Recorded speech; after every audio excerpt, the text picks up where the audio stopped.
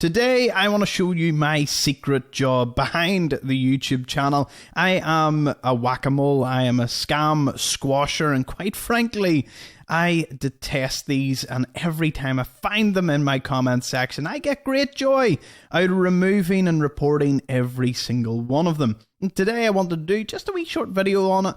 By the way, this video also comes with a Q&A. I'm doing a bit more videos like this, either behind the scenes or just general chit chat. So if there's anything you want to know in the next episode of me doing this, just drop your question down in the comment section. I won't actually answer it in the comments. I'll just, keep it for the next episode. So let's get into it. Users such as Buy YouTube Views, link in bio, make $750 per day. Well, there you go, girls69.xyz. Need I say more? This is what I come across all the time. Now, you might be thinking, well, Tom, what about John Jost or Judy Graw or Stacey Sanders? Did they say you were ugly? Did they say you had a big nose? Did they say you make bad investments? No, they didn't. They were just part of some of the scams, and I hid them instead of reporting them. Now, they're probably, I'd say 99% chance they're hacked accounts. Of course they are. They're bots that just, if you've ever seen them in other investing channels, firstly, make $750 per day, drops a comment like, this person he or she gave me great advice, WhatsApp number, turn my $200 investment into, 20,000 in 13 days. And everyone comments underneath like, they helped me out too. And I just look at it and it boosts. Sometimes I have seen them get 43 comments under one of my videos. Now, I just squash that. I get, as I said, great enjoyment out of doing it. They only seem to do it once or twice per video. But it always seems to be newish videos, not older ones. Always the newest video, if I can even speak, on this channel. Boom, they just throw it out and start spamming, and I just have to go through and delete them all. I will never delete someone that's being negative or just being downright a negative Nancy. I don't delete comments like that. You can say whatever you want about me. I'm thick-skinned as it is when I'm online. I'm thick-skinned until it comes to the positive ones. Some of them are just so lovely, but these ones annoy me, and I every day I wake up and I'm like, yes, we get to get rid of a few more of these, because I want to protect not only my audience but also my family in real life. I am the resident scam scanner. I am sent things from family and extended family. Does this look real? Does this look legit? 99.999% out of 100. 99% out of 100. I look at it and near instantly can say it is or it isn't a scam.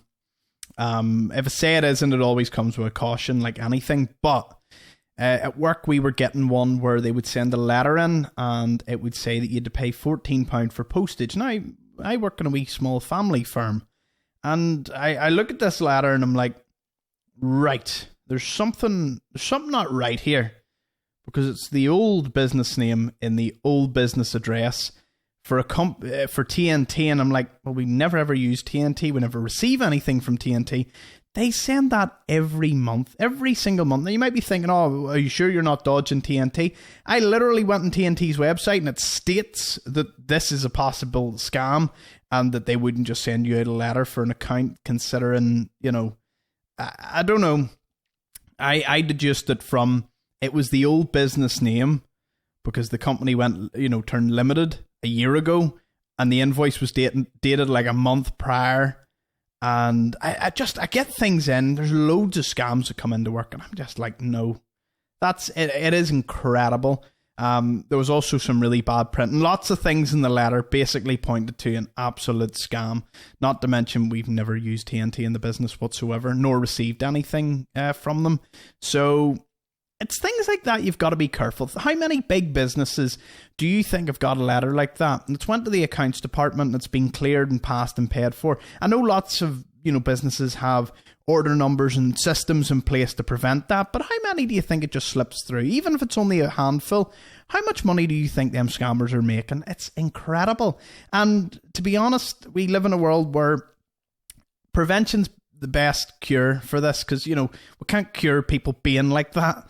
There is always going to be someone out there trying to scam someone. Even in the investing space, there's a lot of the massive creators have sold to some of their audience down the river, for scams, established titles, Kamikoto knives. One of my favorite people for watching, highly recommend them, is of course CoffeeZilla.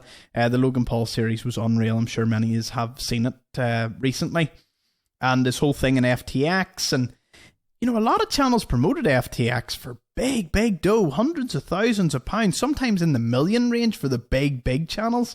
And I'm like, you must be blinded when you see that amount of money offered, but you also have to sort of take stock that it was a crypto exchange. Now, that sort of made me think about it. Binance, I don't know. Crypto in general, I don't want to get any hate on it. I just don't trust an awful lot of the crypto landscape, which I'm sure many people would agree. It is dangerous, very, very volatile, and that's why I tend to stick to stocks. It's not that I don't own crypto. I do own about 79 Dogecoin. Dogecoin. And I think I own something like 70 million Shiba Inu.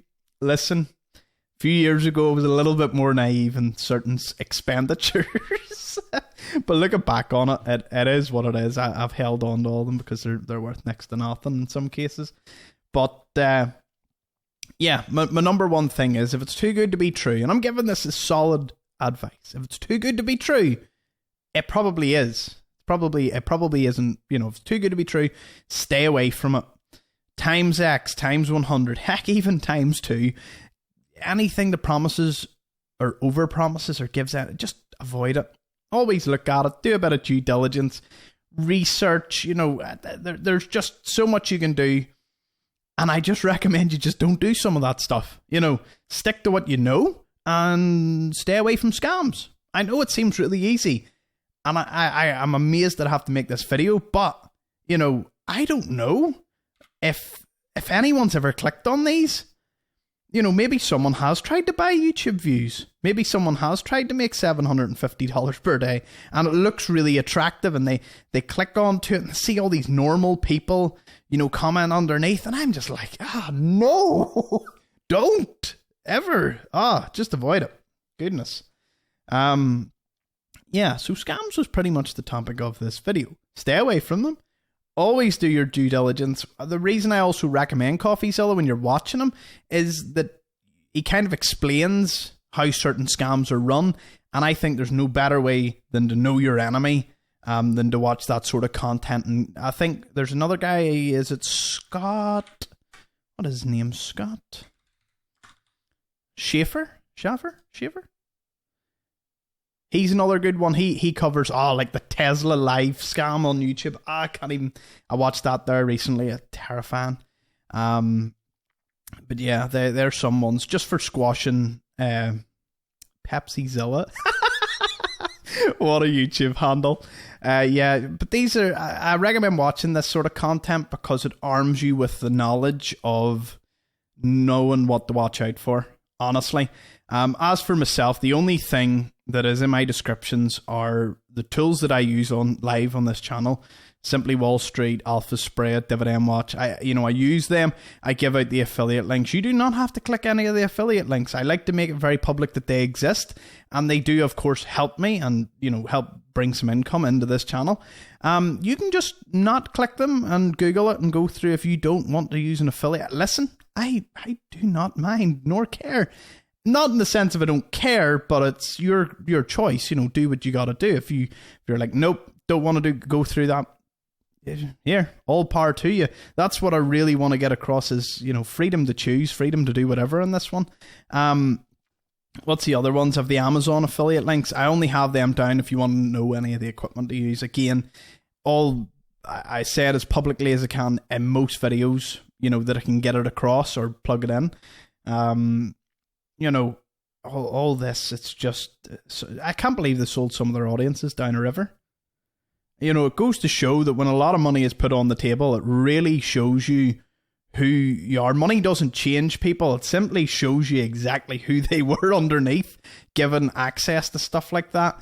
So stay safe out there. Be careful. And I hope this has shed some light for some of you, or you just... Do you want to know a scam? I got scammed before. How about this? We'll leave it on this one. I got scammed.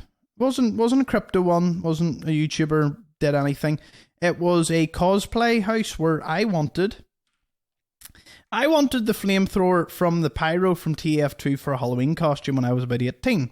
There was a cosplay website and I bought it for about $300. Yes, say whatever you want. When it arrived, there was also fees again.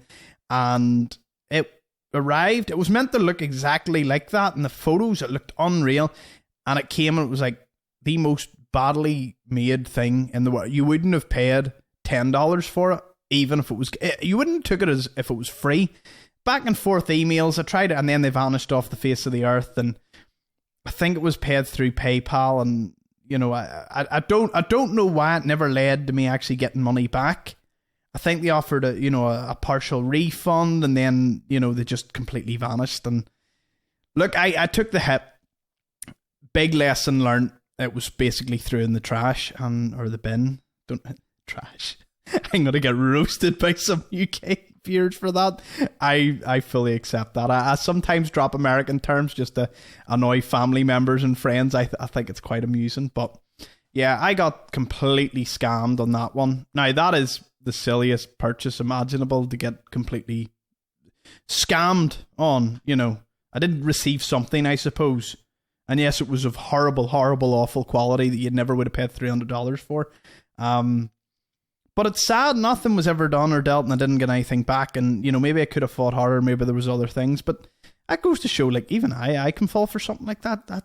Or something can get me. We're not all immune to this. You know, there's been emails I've received that I've had to triple check because I'm like, hold on, that looks so real. Then there's always something stupid. That's the weird thing. The scammers are getting better, but there's always something silly. Like the email it comes from is a load of letters and numbers, or at the bottom of the email there's something that just doesn't look right, or, you know, they've changed I've seen font changes and like, that wouldn't be right. See, once they get to the stage that none of that looks wrong, it's going to be real difficult for any people. I feel sorry mostly for elderly people. You know, I have grandparents and they get letters and they're half about to pay them until they mention it to someone or myself, and I'm straight there. I'm like, what? You were going to do what? To pay what? And they're like, oh, well, you know, it's a letter. It's so innocent. It's like, these are the people that get targeted. And it's terrible. But this is the world we live in. Prevention's better than the cure. Just keep an eye out there. Thank you for watching this wee rant on scams. Hope you enjoyed. And I'll check this out in the next episode. And go through any questions you may have. And we'll go from there. All right. Thanks. Thank you. Bye.